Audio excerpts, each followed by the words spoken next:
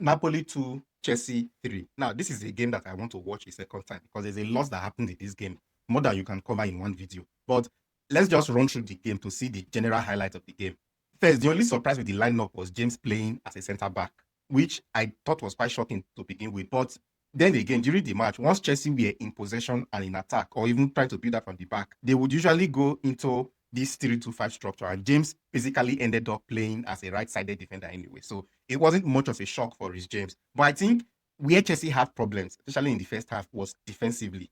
Prior to the goal, I think we can divide this game into 15-minute chunks. The first 15 minutes, prior to Chelsea scoring, Chelsea were aggressive, they were pushing, they were pressing. Eventually, they got a goal from a penalty. But after that goal, Chelsea sat back, decided to be more conservative, decided to hold on to the ball and try to control the play and dictate the tempo of the game. And I think it was from that point onward that Napoli started to have a foothold in the game.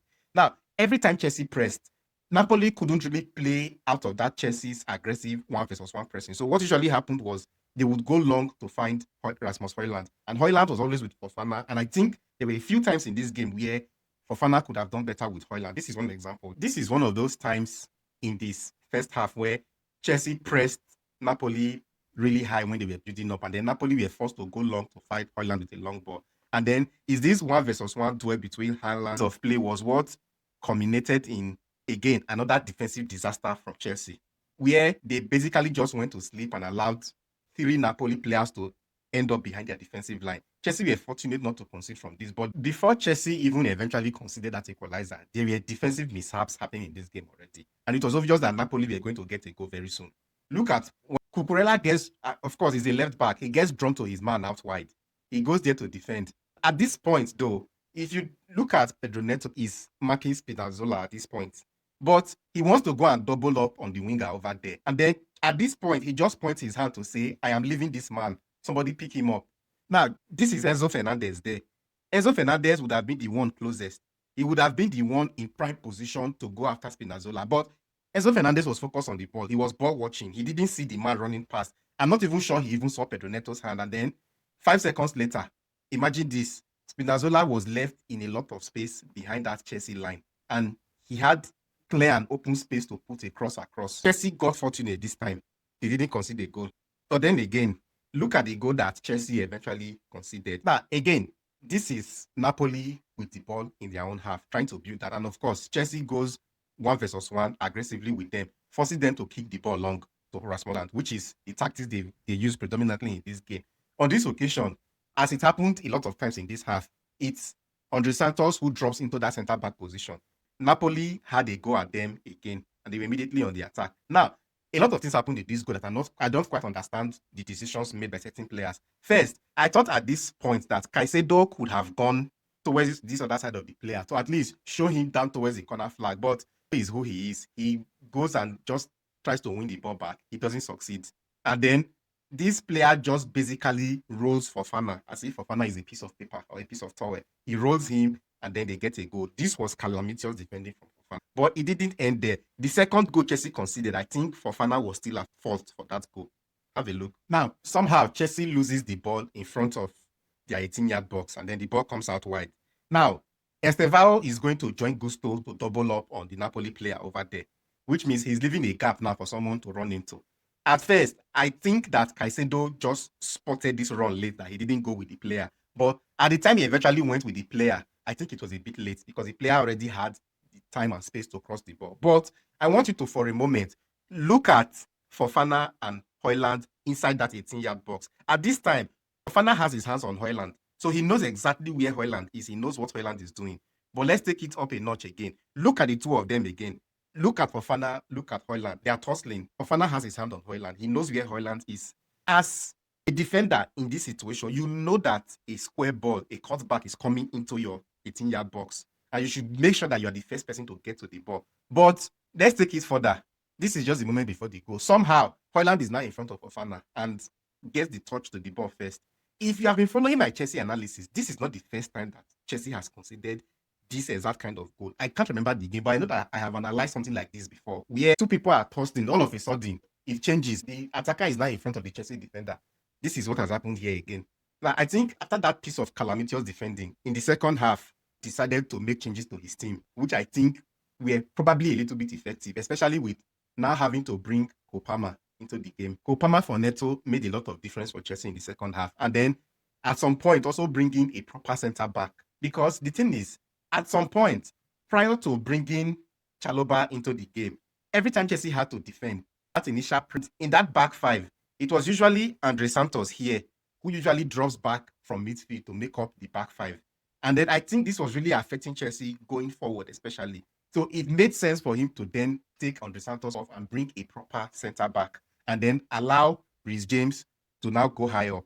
Now, this is how Chelsea's build-up changed once they now had Chalobah, a proper centre back on the pitch. So Chelsea now basically went into this sort of 2-4-4 shape to counter that 5-4-1 shape that Napoli were defending in. It now had James playing very high up, and then Palmer just sort of tucked into the middle. And then at this point, Estevao was still on the pitch, and Estevao was given the free roam basically to roam around the pitch and find space wherever he could.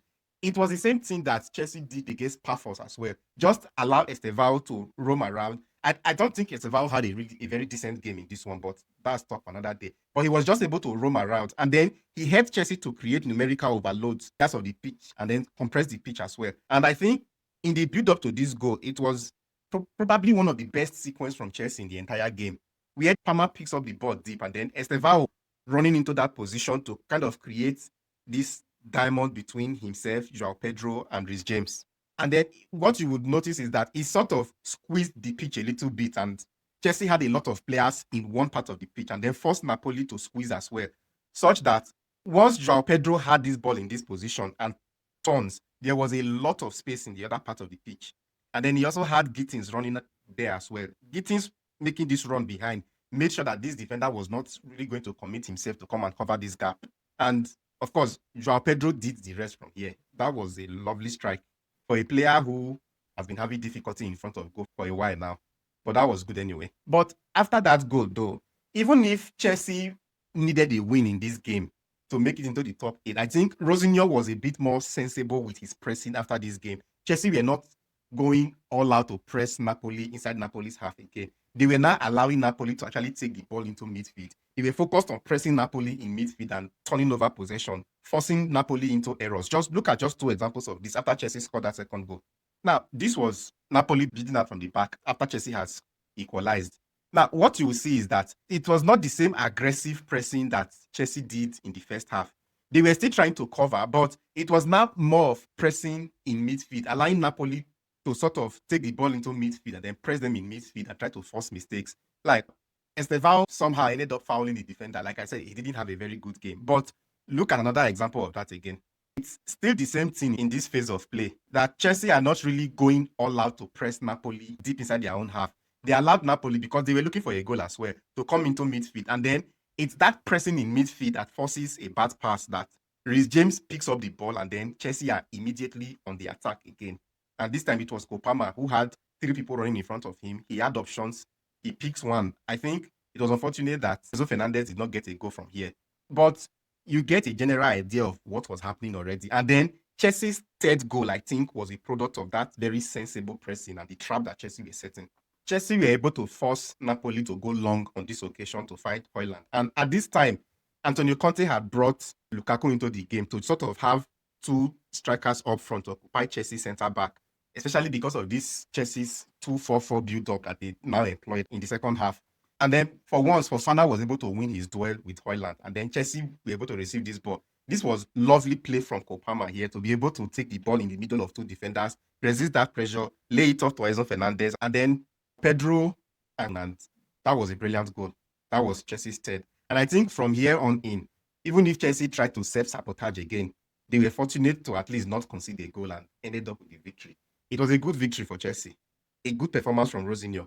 Like I said, I'm not too impressed. I'm not too disappointed in that. But this is a match that I'm going to sit down and watch again, because I think that there is a lot of tactical insight and a lot of things that we need to point out from this game. So hopefully I'll be able to watch this video.